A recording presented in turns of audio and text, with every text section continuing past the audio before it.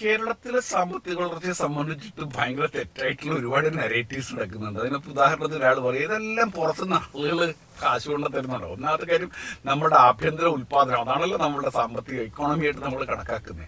അതിനകത്ത് ഈ പൊതേഷനുള്ള റെമിറ്റൻസ് ഇല്ല എന്ന് മനസ്സിലാക്കണം. നമ്മളിപ്പോൾ കറണ്ട് പ്രൈസിൽ 14 ലക്ഷം കോടി രൂപയാണ് നമ്മൾ അടുത്ത വർഷം പ്രതീക്ഷിക്കുന്ന നമ്മളുടെ ഉൽപ്പാദനം, ആഭ്യന്തര ഉൽപ്പാദനം എന്ന് പറഞ്ഞു കഴിഞ്ഞാൽ അതിനർത്ഥം എന്താണ്? ഇവിടെ സാധനങ്ങളുടെയും സേവനങ്ങളുടെയും ഉൽപ്പാദനം നടക്കുന്നതിന്റെ മൂല്യമാണ് എന്നുള്ളതാണ്.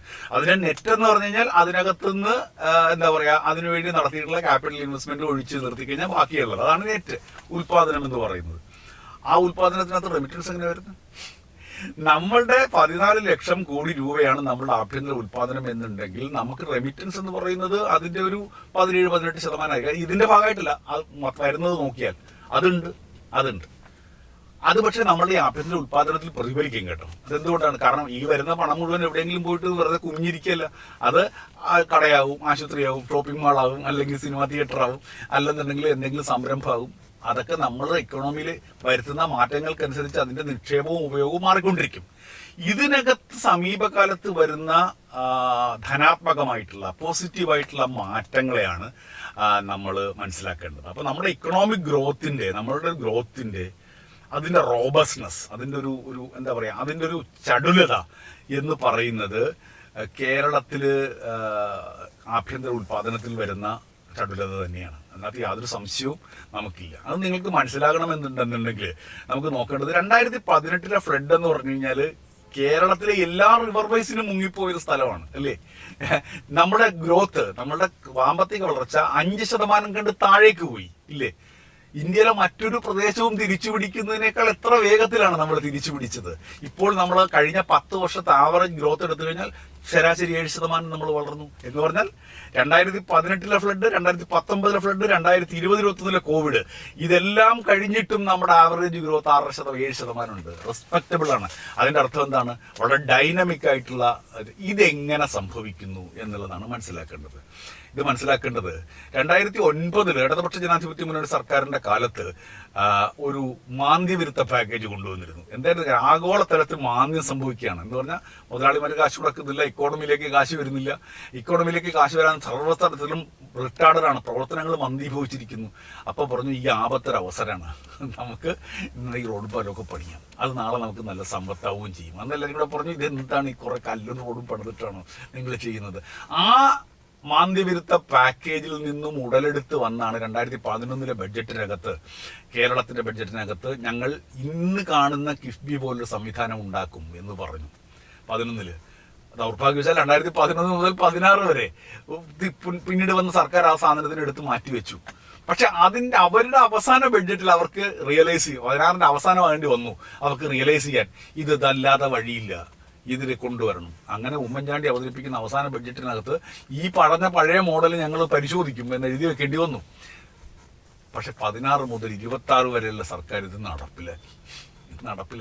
നടപ്പിലാക്കിയപ്പോൾ എന്താണ്? ഈ ഇൻവെസ്റ്റ്മെന്റ് ക്രിട്ടിക്കൽ ഇൻഫ്രാസ്ട്രക്ചറിൽ ഇൻവെസ്റ്റ്മെന്റ് വരികയാണ്.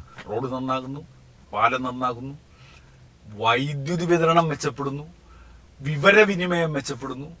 ഇങ്ങനെ മെച്ചപ്പെടുത്തോടുകൂടി കണക്ടിവിറ്റി കൂടി, ആളുകൾക്കിടെ യാത്രാ സൗകര്യങ്ങൾ കൂടി, സാധനങ്ങളുടെയും സേവനങ്ങളുടെയും യാത്രാ സൗകര്യം കൂടി, സംരംഭങ്ങൾ എവിടെയും കൊണ്ടുവരാം എന്ന അവസ്ഥ വന്നു.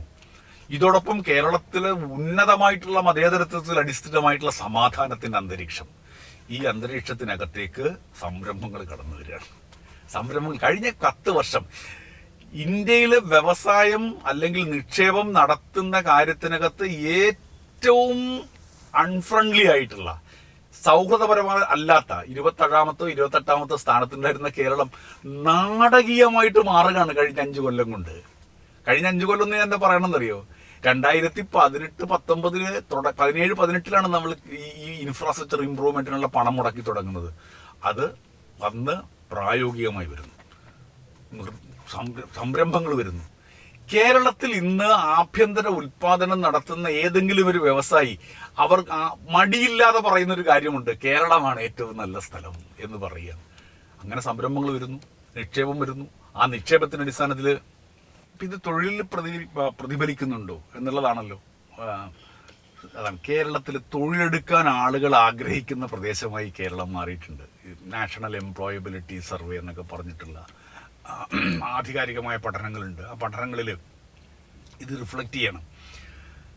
സ്ത്രീകൾ സംഘടിത മേഖലയിൽ ഏറ്റവും സേഫായി പണിയെടുക്കാൻ പറ്റുന്ന നഗരങ്ങൾ കേരളമാണ്, കേരളത്തിലെ നഗരങ്ങളാണ് എന്ന പഠനങ്ങൾ പുറത്തു വന്നിരിക്കുന്നു.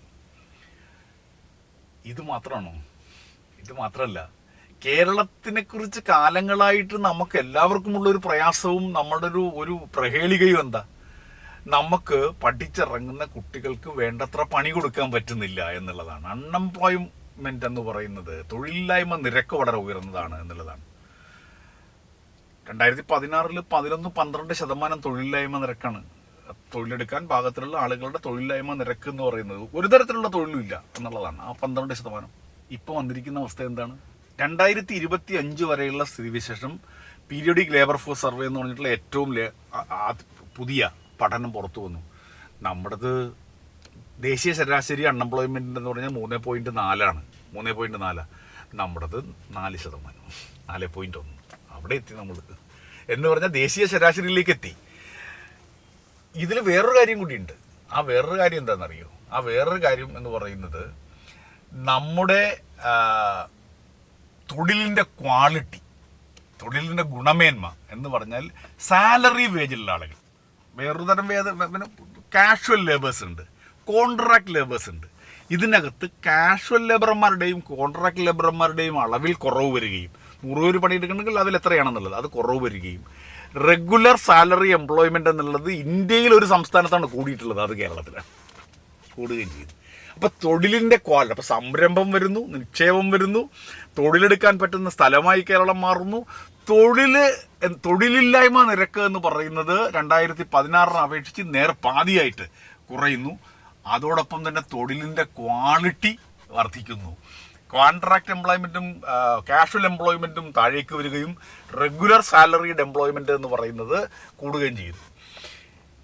ഈ തൊഴിൽ മേഖലകളിൽ രാജ്യത്തെ ഏറ്റവും ഉയർന്ന വേതന നിരക്കുള്ള സംസ്ഥാനമായി അതിനകത്ത് കോംപ്രമൈസ് ചെയ്യുന്നില്ല. പണ്ടൊക്കെ നമ്മൾ പരമ്പരാഗതമായി പറഞ്ഞുകൊണ്ടിരുന്ന ഒരു സംഗതി എന്താണ്? ഈ കൂലി കൂടുതലാണ്, അതുകൊണ്ടാണ് ഇവിടെ ആൾ വരാത്തെന്നുള്ളത്. അതല്ല, നിങ്ങൾ ഇതിന് ആവശ്യമായിട്ടുള്ള ക്രിട്ടിക്കൽ ഇൻഫ്രാസ്ട്രക്ചർ ഉണ്ടാക്കുകയും സൗകര്യങ്ങൾ ഒരുക്കുകയും ചെയ്തതോടുകൂടി ഏറ്റവും ക്വാളിറ്റിയുള്ള ലേബർ ലഭ്യമായ സ്ഥലമാണ് കേരളം എന്നുള്ളത് കൊണ്ട് ഈ കൂലിക്ക് ഇവിടെ പണിയെടുപ്പിക്കാൻ വേണ്ടത്ര സംരംഭങ്ങൾ വരുന്നതാണ് സ്ഥിതി.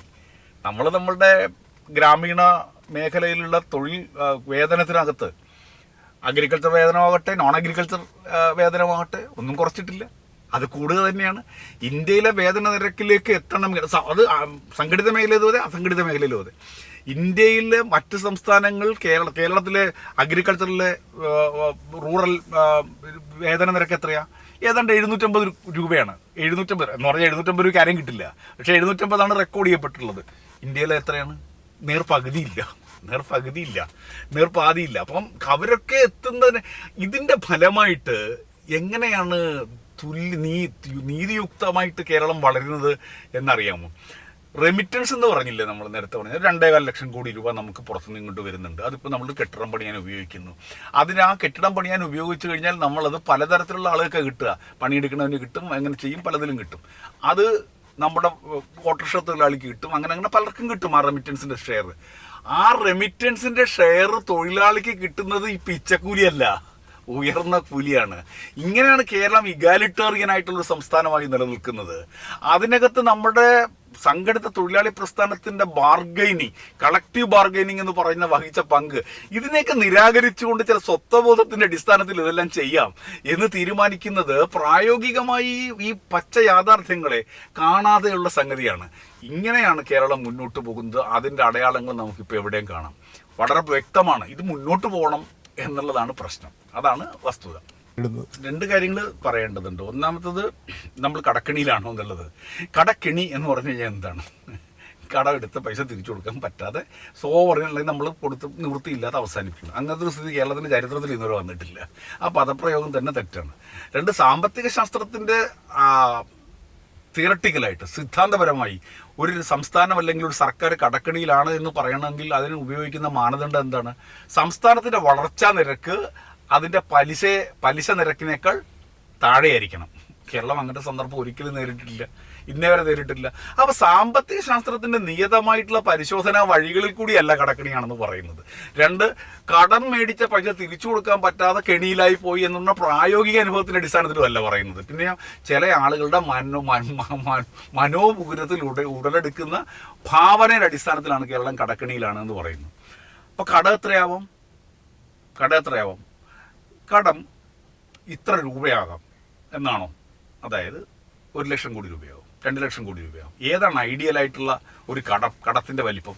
അപ്പോൾ ഇപ്പോൾ പറയുന്നത് നിങ്ങൾക്ക് 1.25 ലക്ഷം കോടി കടം, 1.5 ലക്ഷം കോടി കടം ഉണ്ടായിരുന്നു, ഇപ്പോൾ 6 ലക്ഷം കോടി ആയില്ലേ എന്നതാണ്. ഒരു വലിയ ഡിഫറൻസ് അല്ലേ 1.5-6 ലക്ഷം കോടി രൂപയാകുന്നത്? ആണല്ലോ, ഒരു സംശയമില്ല. അപ്പോൾ 6 ലക്ഷം കോടി രൂപ കടമാകുന്നതാണോ ഒരു പ്രശ്നം? അതോ നിങ്ങൾക്ക് കടം വാങ്ങാനുള്ള ശേഷിക്ക് ആനുപാതികമായി നിങ്ങൾ കടമെടുക്കുന്നുണ്ടോ നോക്കുന്നതാണോ രീതി? ഇതെല്ലാം മാറി മറിച്ചും പറയും. 6 ലക്ഷം കോടി കടം വാങ്ങുന്നത് കള്ളാണ്. ഒരു 5,05,000 കോടിയാണ് നമ്മളുടെ സഞ്ചിത ബാധ്യത. അതിനകത്ത് തന്നെ 1 ലക്ഷം കോടി രൂപയുടെ കള്ളമുണ്ട്, നുണയുണ്ട്. അതോടെ നിൽക്കട്ടെ. 5 ലക്ഷം കോടി രൂപ കടമുള്ള കേരളം തകർന്നു പോയിരുന്നെങ്കിൽ 10 ലക്ഷം 11 ലക്ഷം കോടിയുള്ള തമിഴ്നാട് എന്ത് ചെയ്യും? 9 ലക്ഷം കോടിയുള്ള കർണാടക എന്ത് ചെയ്യും? ഞാൻ പറഞ്ഞത് ഇത് വിദണ്ഡവാദത്തിന് വിദണ്ഡവാദമാണ് മറുപടി. പക്ഷേ നിങ്ങൾ നിങ്ങളുടെ സമ്പദ്ഘടനയുടെ ശേഷിക്കനുസരിച്ചാണോ കടം എന്നുള്ളതാണ് അല്ലേ.